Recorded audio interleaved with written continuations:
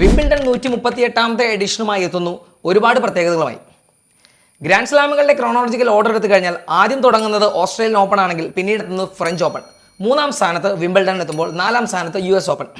25 grand slam തികയ്ക്കാനായി ജോക്കോവിച്ചിനെ വലിയ രീതിയിൽ ആരാധകർ കാത്തിരിക്കുമ്പോൾ രണ്ടാം സ്ഥാനക്കാരനായ 22 വയസ്സുകാരൻ അൽകാരസിനെയും നോട്ടമിട്ട് വയ്ക്കുന്നു. സെർബിയക്കാരനായ ജോക്കോവിച്ചിന് ഇനി ഒരുപാട് ദൂരങ്ങളില്ല. 25 ഗ്രാൻഡ് സ്ലാം നേടിക്കഴിഞ്ഞാൽ ഒരു പക്ഷേ ഇനി അങ്ങോട്ട് വലിയ ആഗ്രഹങ്ങളൊന്നും തന്നെ കാണാനുള്ള സാധ്യത കാണുന്നില്ല. അത് തന്നെ വലിയ റെക്കോർഡാണ്. പിന്നീട് അൽകാരസിലേക്ക് എത്തുകയാണെങ്കിൽ ഒരു ഹാട്രിക് ഗ്രാൻഡ് സ്ലാമാണ് അദ്ദേഹം നോക്കുന്നത്.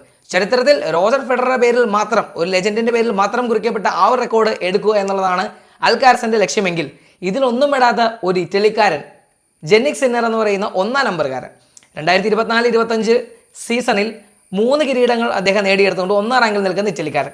ഇവരെല്ലാമാണ് പുരുഷ മേധാവിത്വത്തിൽ ടെന്നീസിൽ കാത്തിരിക്കുന്നതെങ്കിൽ 30 കോടിയോളമാണ് പുരുഷ വനിതാ ടൂർണമെന്റുകളിൽ മൊത്തം പ്രൈസ് മണിയായി കണക്കാക്കുന്നത്.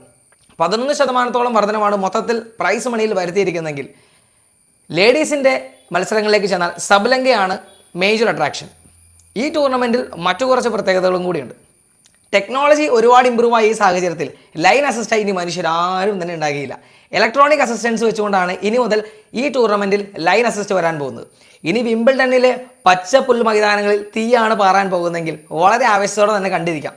22 വയസ്സുകാരനും 24 വയസ്സുകാരനും പോരാടാൻ പോകുന്ന ഒരു 38 വയസ്സുകാരനോടാണ്. ജോക്കോവിച്ചിന് 25ാമത്തെ കിരീടം തൻ്റെ ചുമലിൽ ഏറ്റുകൊണ്ട് പുറത്തേക്ക് പോകാൻ സാധിക്കുമോ എന്ന് ചോദിക്കുന്നതിനോടൊപ്പം തന്നെ ഹാട്രിക് കിരീടം ആഗ്രഹിക്കുന്ന നമ്മുടെ ഏറ്റവും പ്രിയപ്പെട്ട അൽക്കരസിന് മറ്റൊരു പ്രത്യേകത കൂടിയുണ്ട്.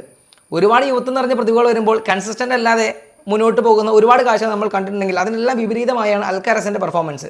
വളരെ കൃത്യമായ രീതിയിൽ തൻ്റെ റൊട്ടീൻ മുന്നോട്ട് കൊണ്ടുപോയി നല്ലൊരു കരിയർ ബിൽഡ് ചെയ്യാൻ നിൽക്കുന്ന താരം തന്നെയാണ് അൽക്കരസ്. അതുകൊണ്ട് തന്നെയാണ് ഇത്രയും മീഡിയ അറ്റൻഷനും ഒരുപക്ഷെ നല്ലൊരു ഹൈപ്പും അദ്ദേഹത്തിന് വരുന്നത്. എന്നാൽ ജെന്നിക് സിന്നറിനെയും ഒരുപക്ഷെ താഴ്ത്തി കെട്ടാൻ സാധിക്കില്ല. കണ്ടറിയാം ഇനി എന്താ സംഭവിക്കാമെന്ന്. Waiting for Wimbledon 2025.